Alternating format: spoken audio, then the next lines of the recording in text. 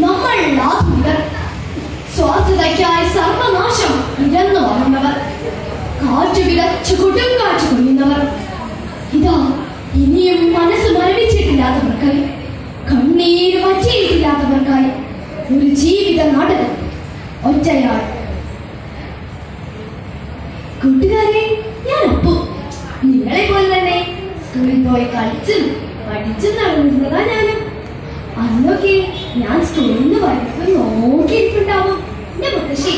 എന്നെ വഴിക്ക് കാണുമ്പോഴേ മുത്തശ്ശി പറയും,